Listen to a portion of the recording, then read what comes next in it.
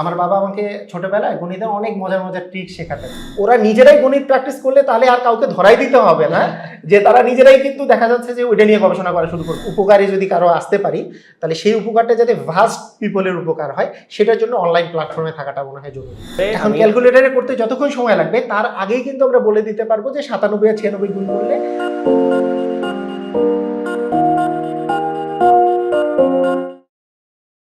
প্রিয় দর্শক, আসসালামু আলাইকুম। স্বাগত জানাচ্ছি গল্পগ্রাফির নতুন পর্বে।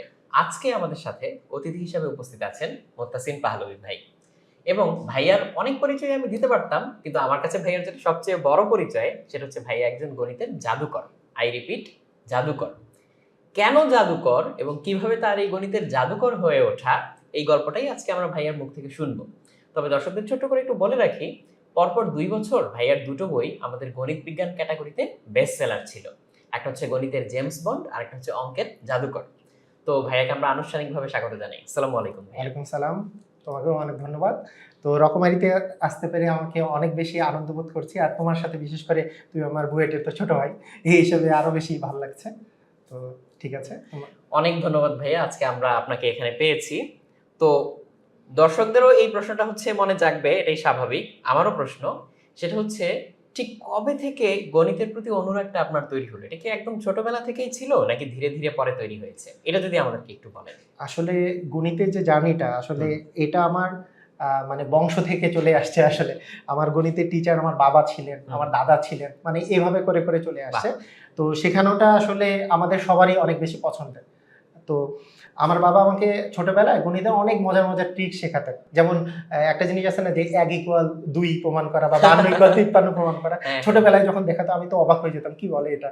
তো এইখান থেকে মূলত আমার প্রথম ভালো লাগা, গণিতের প্রতি যে ভালো লাগাটা এইখানে শুরু হয়েছে। তো পরবর্তীতে গণিত নিয়ে খেলা করতে যে বিভিন্ন টাইপের ট্রিক্সগুলো আমি যখন আবিষ্কার করে বিভিন্ন আমার ফ্রেন্ডদেরকে বলতাম, তো ওরা তো অবাক হয়ে যেত, আচ্ছা এইভাবে করে সম্ভব নাকি।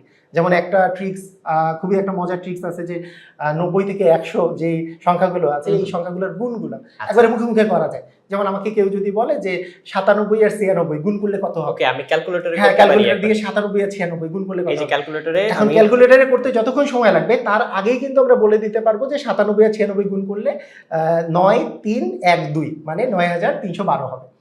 ওকে, 97 আর 96 আমি গুণ করলাম 9 3 1 2। হ্যাঁ, এটা আসবে।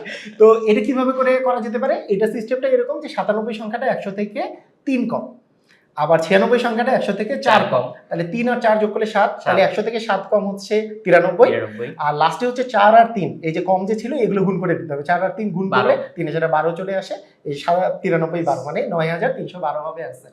তো এটা যখন আমি এইভাবে করে যখন ওদের সাথে আমি খেলতাম, তো ওরা তো নিজেরা খুবই অবাক হতো।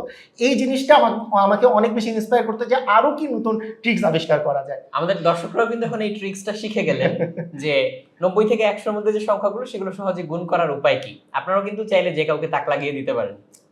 এই যে এর সাথে সাথে কিন্তু 100-র উপরের সংখ্যাগুলো কিন্তু এভাবে করা যায়। যেমন আমাকে কেউ যদি বলে যে 104 আর 107 গুণ করবো, তো 104 সংখ্যাটা 100-র চেয়ে 4 বেশি, 107 সংখ্যাটা 100-র চেয়ে 7 বেশি। তাহলে 4 আর 7 যোগ করলে 11 হয়, তাহলে 100-র চেয়ে 11 বেশি হচ্ছে 111। আর 4 আর 7 গুণ করলে 28 হয়, 111 28 মানে 11128 হবে आंसर। তাই মুখে মুখে আমরা এই গুণগুলো করে ফেলতে পারতেছি। এই জিনিসগুলো নিয়ে আমি চিন্তা করলাম যে আমি যখন সবাইকে এইটা জানাতাম, ওরা যেহেতু অনেক বেশি আনন্দিত হতো, পরবর্তীতে আমি চিন্তা করলাম এটাকে বই হিসাবে লিপিবদ্ধ করা যায় কিনা। তো বই হিসাবে লিপিবদ্ধ করতে চাই, গণিতে জেমস বন্ড বইটা লেখা, এর মধ্যে এই জিনিসগুলো আছে। তারপরে এরপরে তো আরো আস্তে আস্তে করে জানি আছে। মোটামুটি কতগুলো এরকম গণিতের ট্রিক্স বা 50টার উপরে গণিতের ট্রিক্স।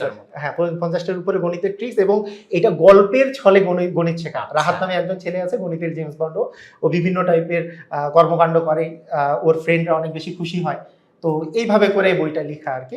তো এটা সাধারণত যারা ছোটরা, তারা খুবই বেশি এটাতে আগ্রহ পায়, যে এখান থেকে অনেক বেশি মজা পায়, এবং এটা দেখে অনেকে অনেক ইন্সপায়ার্ড হয়ে আমাকে মেসেজ করেছে, আমাকে জানিয়েছে তারা নিজেরাও গণিতের অনেক ছোট ছোট ট্রিক্সগুলো নিজেরা আবিষ্কার করার চেষ্টা করতেছে। এই ফিডব্যাকগুলো নিশ্চয়ই খুব ভালো লাগে। অনেক ভালো লাগে।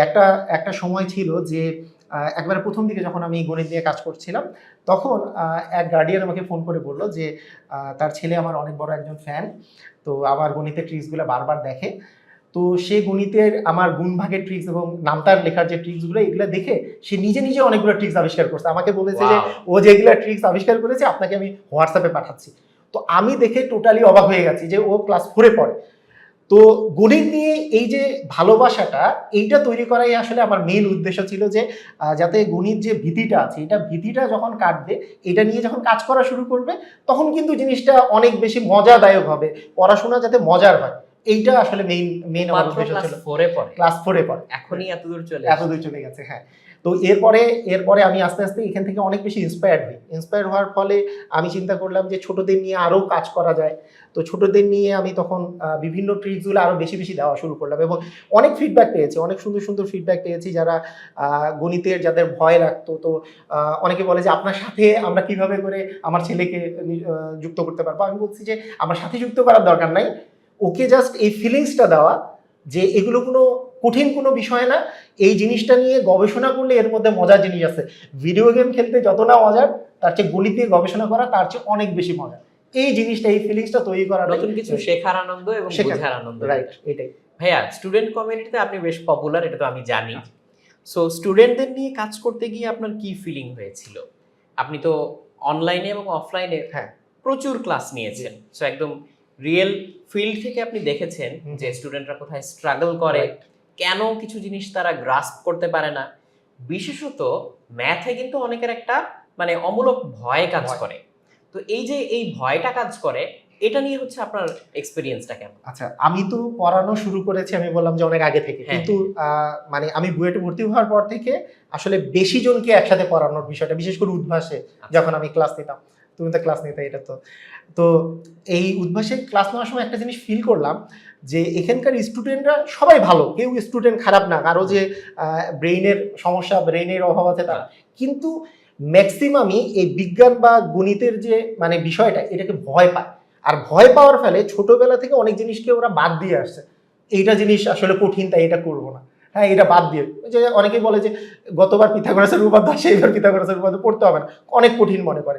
কিন্তু জিনিসটার মধ্যে যে আনন্দ আছে, এটা নিয়ে যখন গবেষণা করতে হবে, এইটার আনন্দ যে অন্য সব কিছুর চেয়ে বেশি, এই জিনিসটা আসলে ওদেরকে ধরায় দেওয়া মেইন কাজ। তো আমি এই ফিলিংসটা আমার মধ্যে এসছে যখন আমি উদ্ভাসে যখন আমি ক্লাস নিই, যে বেশিরভাগ স্টুডেন্টের কোয়ালিটি যেটা, সেটা হচ্ছে যে মানে তাদের পড়া বা পড়াশোনার প্রতি আগ্রহটা একটু কমে গেছে, এটার পিছনে কারণ ভয়টা। আর বাকি স্টুডেন্টরা যারা পড়ালেখা করে, তাদের এই ভীতিটাকে জাস্ট ওরা ওভারকাম করে আসতে পারছে। তো আমি চিন্তা করলাম যে আসলে এই ভীতিটা কিভাবে করে দূর করা যায়, তাহলে ওদেরকে সহজবোধ্য করা, যে কোনো জিনিসকে সহজবদ্ধ করলে ওদের এই ভীতিটা দূর হবে। এটা কিন্তু সত্যি যে পাঠ্য বইতে আমরা যেভাবে হচ্ছে জ্যামিতি কিংবা গণিত যে আকারে দেখে আসি বা যেভাবে উপস্থাপন করা হয়, তাতে যে সেটা খুব আনন্দময় হয় তা কিন্তু না। তাতে অনেকে হচ্ছে প্রথমেই মানে বেশ বোরিং ফিল করে। তো এইখান থেকে আমি চিন্তা করলাম যে মানে প্রথমে এমন একটা কিছু করা যাতে করে স্টুডেন্টরা মানে খুবই সহজে শিখতে পারে।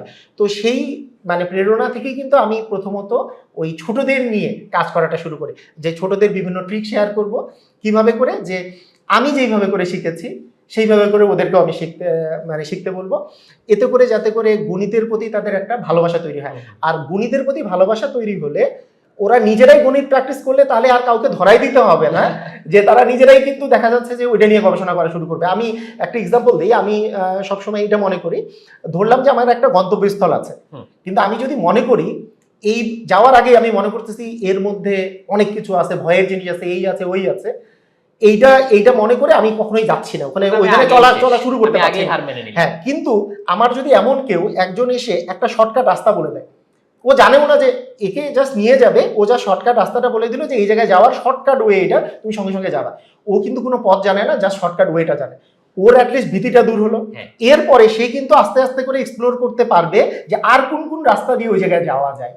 তাহলে আমি যদি প্রথমেই চিন্তা করি যে হ্যাঁ আমার 10টা নিয়ম শিখতে হবে, এই শিখতে হবে ওই শিখতে হবে, তাহলে কিন্তু এই জায়গা থেকে একটা সরে যাওয়ার একটা চিন্তা ভাবনা থাকে, যে বা এখানে ভয় পাওয়ার একটা চিন্তা ভাবনা থাকে। তাই আমার স্ট্র্যাটেজি হচ্ছে প্রথমে ট্রিক শেখানো, ট্রিক শিখিয়ে ওই জায়গায় আগে পৌঁছায় দেওয়া, তারপরে হচ্ছে ভিতরে আস্তে আস্তে আস্তে আস্তে জিনিসগুলো দেওয়া। এবং মানে মানে এই যে যখন আমি ছোটদের নিয়ে কাজ করা শুরু করলাম, ছোটদের নিয়ে কাজ করতে করতে করতে একটা সময় আমি বিভিন্ন কমেন্ট পড়লাম, আমার কাছে মেসেজ আসা শুরু করলো যে ছোটদের সাথে সাথে যারা আসলে চাকরি প্রার্থীরা আছে তাদের জন্য এই ট্রিক্সগুলো কতটা উপযোগী, এবং তারা বলছে যে আমরা ওইভাবে করে এত মজার করে তো আসলে কোথাও শিখতে পারি নাই, ওরা তো এত, এবং ওদের এই ফেসটা খুবই কিন্তু স্ট্রাগল ফেস। তো ওই জায়গা থেকে আমার কাছে মনে হলো যে ওদের জন্য কিছু করা যায় কিনা। তো এই যে চাকরি প্রার্থীদের জন্য তখন আমি তো একটা বই আমার আছে, সেটা হচ্ছে ম্যাজিক ম্যাথ বই। এইখানে যত প্রকারের শর্টকাট, যত প্রকারের ট্রিক্স আছে সবগুলো এখানে দেওয়া আছে বেসিক সহকারে। ভাইয়া কি কি জব ফিল্ডে হচ্ছে এই জিনিসগুলো কাজে এটা বিসিএস, প্রাইমারি নিবন্ধন, তারপরে প্রাইমারি শিক্ষক নিবন্ধন আর কি, তারপরে হচ্ছে আপনার বিভিন্ন মন্ত্রণালয়ের জব, ব্যাংক জবের বিষয়টা হচ্ছে যে বিভিন্ন টাইপের ইংলিশ ভার্সনে যেগুলো কোশ্চেন আসে সেই ইংলিশ ভার্সনটা দেওয়া নেই, এটা বাংলা ভার্সনের বই পুরোপুরি। কিন্তু কনসেপ্ট পড়লে ওই অঙ্কগুলোও করা যাবে, মানে কনসেপ্ট, হ্যাঁ সিমিলার কনসেপ্ট, কোনো সমস্যা নেই। তো এইটার পরে আমি আরেকটা বই বের করেছি, ম্যাথ এক্স ফ্যাক্টর বইটা ক্লাস 5 থেকে শুরু করে ক্লাস 10 পর্যন্ত যতগুলো বোর্ড বই আছে, বোর্ড বইয়ের অঙ্কগুলোর সমাধান, অনুশীলনী সমাধান, প্লাস হচ্ছে এখানে যেগুলো ট্রিক্স দেওয়া আছে সেই ট্রিক্সগুলো অ্যাপ্লাই করলে তাড়াতাড়ি সমাধানগুলো করতে পারবে। এখানে আমার কাছে যে ব্যাপারটা খুব ইন্টারেস্টিং লেগেছে সেটা হচ্ছে যে আমাদের কেউ যারা আমরা হচ্ছে ম্যাথে দুর্বল বা ম্যাথকে আমরা ভয় পাই, তারা অনেক সময় করি কি যে যখন আমরা ক্লাসগুলো পার হয়ে যাই, ধরা যায় ক্লাস 5 থেকে 6 থেকে 7 8 9, তখন হচ্ছে মিনিমাল একটা নাম্বার পেয়ে আমরা ক্লাসগুলো পার হয়ে গেলাম, কিন্তু এখানে বেসিকে কিছু ঘাটতি তো থেকেই যায়। রাইট। বাট যখন রিয়েল ফিল্ডে এই জিনিসগুলো কাজে লাগাতে হয়, যেমন হতে পারে চাকরির পরীক্ষায় বা অন্য কোনো প্রফেশনে, তখন কিন্তু ওই বেসিকগুলো আমাদের দরকার হয়। হয়তো স্কুল লাইফে আমরা অনেকে ফাঁকি দিয়ে এসেছি যে ওই জিনিসগুলো কভার করে আসিনি, কিন্তু পরে গিয়ে যখন এই দরকারটা হয় তখন না জিনিসটা গোছানো আকারে কোথাও পাওয়া যায় না। তো এই ব্যাপারটাতে হচ্ছে একটা, মানে আমার এই দুইটা বই আসলে এই গোছানোর কাজটা করেছে বলা যায়, এবং মানে যারা চাকরি প্রার্থীরা আছে তারা মানে অনেক উপকৃত হয়েছে, এটা তো আমার কাছে ফিডব্যাক আসেই। আর রকমারিতে যেহেতু এরা তো জানেই যে কি রকমের আসলে এখানে ফিডব্যাক আছে। তো আমি যেটা বলবো সেটা হচ্ছে যে এই যে চাকরি প্রার্থীরা হোক বা হচ্ছে এই ছোটরা হোক, এদের সবার জন্য প্রথম হচ্ছে ভীতিটা দূর করা দরকার। রাইট। হ্যাঁ, এই ভীতিটা দূর হয়ে গেলে তারা নিজেরাই পড়তে বসবে, তারা নিজেরাই ওই জিনিস নিয়ে গবেষণা করবে, এবং সহজেই কিন্তু মানে এইটার যে এইটা থেকে আমাদের যে আমরা দূরে থাকা, যে এই দূরে থাকাটা থেকে আমাদের চলে আসলেই হয়ে যাবে, যেটা নিয়ে প্র্যাকটিস করলে আমরা আসলে এটা ওভারকাম করতে পারবো। তো ভাইয়া, ডিজিটাল প্ল্যাটফর্মে যখন আপনি ক্লাস নেওয়া শুরু করলেন, বাচ্চাদের জন্য তো হচ্ছে কন্টেন্ট বানালেন, স্টুডেন্টদের জন্য তো বটেই, এরপরে চাকরি প্রার্থীদের জন্য বানানো শুরু করলেন, তো এর থ্রুতে হচ্ছে আপনি কত মানুষের সাথে কানেক্টেড হয়েছেন এই গণিতের থ্রুতে? আচ্ছা, তো প্রথমত গণিতের থ্রুতে কতজন কানেক্টেড হয়েছে সেটার তো অ্যাকচুয়াল হিসাব তো বলতে পারবো না, তবে সাবস্ক্রাইবার, ফলোয়ার এবং আমার ইউটিউবের সাবস্ক্রাইবার বা ফেসবুক পেজের যে ফলোয়ার সেইটা, প্লাস হচ্ছে আমার যে ওয়েবসাইট আছে সেটার মধ্যে যারা আসলে কানেক্টেড থাকে, এটা হচ্ছে 27 লাখের মতো। আর মানে ভিডিও দেখে যদি বলা যায় সেটা তো কোটির উপরে, মানে পার মান্থে ভিউয়ের কথা বলা যায় সেটা প্রতি মাসেই হচ্ছে কোটির উপরে। তো আমি মনে করি যে এই যে কোটির উপরে যে ভিউ হচ্ছে, এদের মধ্যে থেকে যদি আমি যদি কাউন্ট করি, আমার কাছে যেগুলো মেসেজ আসে যে আপনার ভিডিও দেখার আগে আমার গণিতের প্রতি এত ভয় লাগতো, আমি চাকরির পরীক্ষাগুলো দিতাম, এই গণিতে যেয়ে আটকাই যেতাম। এই যে গণিতে যে আটকে যায়, আপনার ভিডিও দেখার পর গণিত তো এত কঠিন না, আমি গণিত আপনার সবগুলো ভিডিও আমি ডাউনলোড করে রাখছি, 87টা ভিডিও, কেউ বলছে 100টা ভিডিও ডাউনলোড করে রাখছি, মাঝে মাঝে এগুলো দেখে প্র্যাকটিস করি আমি। তো প্র্যাকটিস করার ফলে এমন একটা বিষয় দাঁড়িয়েছে যে এখন আমি গণিতে সবচেয়ে বেশি ভালো করে পরীক্ষায় গিয়ে। তো এই ফিলিংসটা আসলে অনেক বড়, এটা মানে কেমন মারাত্মক একটা বিষয়। আমরা এমন একটা যুগে বাস করি যেখানে একজন মানুষ তার একা এফোর্ট দিয়ে কোটি মানুষের উপকারে আসতে পারেন, মানে ওয়ান্ডারফুল একটা জিনিস। এটা আসলেই ফেসবুক, ইউটিউবের কল্যাণে এবং আমাদের যেই ইন্টারনেট আছে, ইন্টারনেট ব্যবস্থার কল্যাণে এটা সম্ভব। আমাকে অনেকেই বলে যে ফিজিক্যালি জিনিসগুলো আসলে করা, কিন্তু আমি ফিজিক্যালি বিভিন্ন সময় চিন্তা করেছি যে ফিজিক্যালি আমি নিজে যদি চিন্তা করি যে আমি নিজে কতজনের সাথে কানেক্টেড হতে পারবো, এটার পরিমাণ যদি সর্বোচ্চ হয় 1000, 2000, 5000, কিন্তু যদি অনলাইনে হয় বিষয়টা তাহলে কিন্তু কোটি দিয়ে চলে আসতেছে। তো সেই জন্য আমরা যদি আসলে উপকারে যদি কারো আসতে পারি, তাহলে সেই উপকারটা যাতে ভাস্ট পিপলের উপকার হয়, সেটার জন্য অনলাইন প্ল্যাটফর্মে থাকাটা মনে হয় জরুরি। অবশ্যই ভাইয়া, এই গণিতের ব্যাপারে যে কথাগুলো আমরা বললাম, যে হয়তো অনেকে এটাকে ভয় পায় বা হচ্ছে এই জন্য আগ্রহ পায় না। বিজ্ঞানের বেলায় কি অনেকটা তেমনই না? সেম, মানে আমি তো কেমিস্ট্রি ক্লাস তো প্রচুর নিতাম আর কি উদ্ভাসে। তো কেমিস্ট্রির ক্ষেত্রে সবচেয়ে ভয়ের পার্ট কি ছিল? জৈব যৌগ। তো জৈব যৌগ খুবই ভয়ের। তো এখন এই জৈব যৌগটা ভয় যে আছে, এই ভীতিটা কিন্তু যারা বইটা পড়ে এই স্টুডেন্টদের মধ্যেও অনেকের ভয় আছে। এটার পিছনে কারণ কি? এই জৈব যৌগটা নিয়ে কেউ সহজভাবে তাদেরকে উপস্থাপন করেনি। আমি যখন এই যে ক্লাসগুলো নিতাম জৈব যৌগের, বা আমার মতো আরো টিচার আছে, আমি শুধু আমার কথা কেন বলবো, যারা সহজভাবে উপস্থাপন করে, তখন অনেকেই বলে আমি জৈব যৌগতে ভালো জন্যই আমি বুয়েটে সিরিয়ালটা আমার আগায় আসছে। বিষয়টা কারণ অন্যরা তো কেমিস্ট্রিকে ভয় পাচ্ছে, কিন্তু এই জিনিসটা যদি সহজভাবে উপস্থাপন করা যায়, এটাই সবচেয়ে সহজ সাবজেক্ট।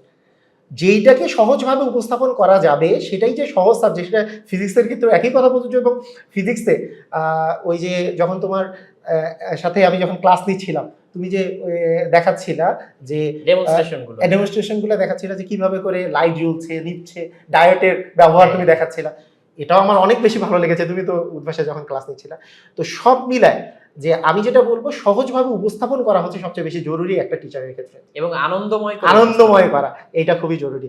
এটা আনন্দময় তখনই হয় যখন এটা প্র্যাকটিক্যাল জিনিসের সাথে রিলেট করা যায়। প্র্যাকটিক্যাল জিনিসের সাথে রিলেট করা যায়, বিভিন্ন টাইপের মানে গল্পের সাথে রিলেট করা যায়, বিভিন্ন টাইপের ঘটনার সাথে রিলেট করা যায়, তখনই জিনিসটা আসলে আনন্দময় হয়। ভাইয়া, গণিত বিজ্ঞান নিয়ে আপনার নেক্সট পরিকল্পনা কি? আচ্ছা, গণিত বিজ্ঞান নিয়ে আমি যে পরিকল্পনা নিয়ে শুরু করেছিলাম, সেই পরিকল্পনাটা ছিল হচ্ছে এরকম যে গণিত আর বিজ্ঞানের প্রতি যাতে ভালোবাসা তৈরি হয় সেখানে। এখন আমি একটা জিনিস উপলব্ধি করছি যে একবারে প্রত্যন্ত অঞ্চলে গণিত আর বিজ্ঞানকে পৌঁছায় দেওয়ার জন্য আমাদের খুব ভালো প্ল্যাটফর্ম নাই, যেখানে আসলে খুব মানে কম টাকায় হ্যাঁ আসলে ওদের কাছে পৌঁছায় দেওয়া সম্ভব। কারণ আমাদের অর্থনৈতিক অবস্থা আমাদের দেশের বেশিরভাগেরই তো ওই লেভেলের না। তো একেবারে ভালো এডুকেশন যদি আমাদেরকে 9-10 বা ইন্টার বা চাকরির ক্ষেত্রেই যদি ভালো একটা এডুকেশন পেতে হয়, তাহলে অনেক বেশি খরচ হয়। তো আমি যেটা নিয়ে আমার টিম একটা তৈরি করছি, সেটা হচ্ছে যাতে করে একেবারে স্বল্প মূল্যে সারা বাংলাদেশের মধ্যে প্রথমে, তারপরে আস্তে আস্তে বাংলা কমিউনিটি যেটা বাইরেও আছে তাদের মধ্যেও, যাতে পুরাপুরি সিলেবাস ভিত্তিক আকারে পুরা আমাদের এই গণিত এবং যেই বিজ্ঞানের যেই পাঠদান কর্মসূচিটা এটা পৌঁছায় দেওয়া। একেবারে প্রথমে আমরা শুরু করব হচ্ছে বাংলাদেশের একেবারে প্রত্যন্ত অঞ্চলগুলো থেকে। এইটার জন্য আমরা একটা টিম তৈরি করছি। এটার জন্যই আমরা প্রথমে গণিত আর বিজ্ঞান হলো, আস্তে আস্তে আমরা স্ক্যাটার্ড ভাবে সবগুলো সাবজেক্টের দিকেই যাব। তো টার্গেট হচ্ছে দুইটা, একটা হচ্ছে কোয়ালিটিফুল এডুকেশন, রাইট, দুই নাম্বার হচ্ছে এটা যাতে স্বল্পমূল্য হয়। এটা তার মানে হচ্ছে অ্যাক্সেসিবিলিটি এবং অ্যাফোর্ডেবিলিটি, দুইটা প্রবলেমই সলভ করা। রাইট। অসাধারণ ভাইয়া, অনেক শুভকামনা রইলো আপনার এই পরিকল্পনার জন্য। তো আজকে আমরা রকমারিতে আপনাকে পেয়েছি, এটা আমাদের সৌভাগ্য, এবং আশা করি আমাদের দর্শকরাও আজকের আলোচনাটা উপভোগ করেছেন। তো আমরা আশা করব সামনেও ভাই আপনাকে আমাদের মাঝে পাবো। অবশ্যই বিভিন্ন বিষয়ে আমরা আলোচনা করতে চাই এবং এই মজার বিষয়গুলো সবার সামনে তুলে ধরতে চাই। তো প্রিয় দর্শক, আপনাদেরকেও অনেক ধন্যবাদ আজকে আমাদের সাথে এই সময়টুকু কাটানোর জন্য। আজকে আপনাদের কাছ থেকে আমরা দুজনেই বিদায় নিয়ে নিচ্ছি। আসসালামু আলাইকুম, ভালো থাকবেন।